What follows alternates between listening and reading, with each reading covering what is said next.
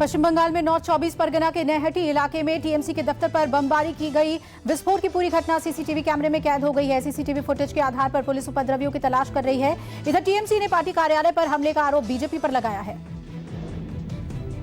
बंगाल के हुगली में टीएमसी के पार्टी कार्यालय में तोड़फोड़। टीएमसी ने बीजेपी पर तोड़फोड़ का आरोप लगाया। वहीं बीजेपी ने आरोपों को खारिज करते हुए कहा, टीएमसी में अंदरूनी गुटबाजी के चलते तोड़फोड़ हुई है। टीएमसी का आरोप बेबुनियाद है। बीजेपी के सांसद सौमित्र खान ने दावा किया है कि टीएमसी के 7 से 8 सांसद और 40 से 42 विधायक बीजेपी में जल्द शामिल होंगे। बीजेपी सांसद सौमित्र खान ने कहा कि बंगाल में बीजेपी की सरकार बनेगी। बीजेपी बंगाल विधानसभा चुनाव में 200 से ज्यादा सीटें जीतेगी। टीएमसी सांसद कल्याण बनर्जी के विवादित बयानों के खिलाफ बंगाल में बीजेपी ने हल्ला बोल दिया है। कल्याण बनर्जी ने माता सीता और बीजेपी के खिलाफ अभद्र भाषा का इस्तेमाल किया था, जिसे लेकर आज बीजेपी कार्यकर्ताओं ने सड़कों पर जमकर विरोध प्रदर्शन किया और कल्याण बनर्जी पर कानूनी कार्रवाई की मांग की है। टीएमसी सांसद कल्याण बनर्जी ने बंगाल के हुगली में एक सभा को संबोधित करते हुए हिंदू धर्म पर सवाल खड़े किए। कल्याण बनर्जी ने कहा, दुख होता है कि हिंदू धर्म के बड़े बड़े लोग रेप करते हैं और उनको जेल होती है। बीजेपी कार्यकर्ता और बच्चियों को उनके घर से उठाकर ले जाते हैं और उनके साथ रेप करते हैं। बंगाल विधानसभा चुनाव को लेकर कांग्रेस और सीपीएम के बीच बैठक हुई है। कांग्रेस नेता अधीर रंजन चौधरी ने कहा कि इस महीने दोनों पार्टियों के बीच गठबंधन को लेकर और भी कई बैठकें होंगी। इस महीने के आखिर तक सीट बंटवारे की भी घोषणा कर दी जाएगी।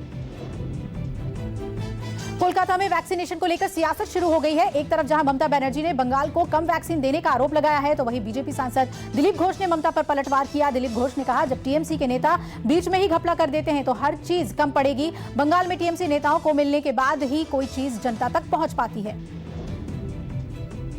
कोलकाता के आईसीसीआर ऑडिटोरियम में बीजेपी संगठन की बैठक हुई, जिसमें विधानसभा चुनाव की रणनीतियों को लेकर चर्चा की गई। इस बैठक में बीजेपी के वरिष्ठ नेता मुकुल रॉय, दिलीप घोष, बाबुल सुप्रियो समेत कई नेता शामिल हुए।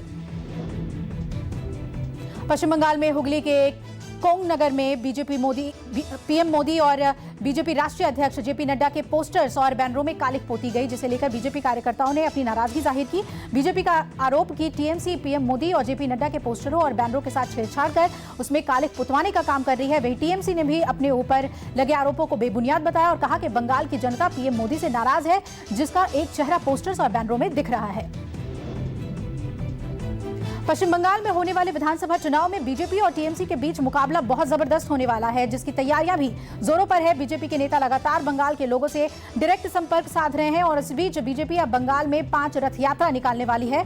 बताया जा रहा है कि बीजेपी इस यात्रा से बंगाल के लोगों को बदलाव का संदेश देगी। सूत्रों के माने तो बीजेपी फरवरी में इस रथ यात्रा की शुरुआत करेगी, जो पश्चिम बंगाल की सभी विधानसभा सीटों से होकर गुजरेगी।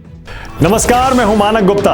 अगर आपको हमारा ये वीडियो पसंद आया हो तो इसे लाइक और शेयर जरूर करें और हां, हमें सब्सक्राइब और फॉलो करना ना भूलें, ताकि आप देश और दुनिया की कोई खबर मिस ना करें। तो जुड़े रहिए हमारे साथ और देखते रहिए न्यूज़ 24।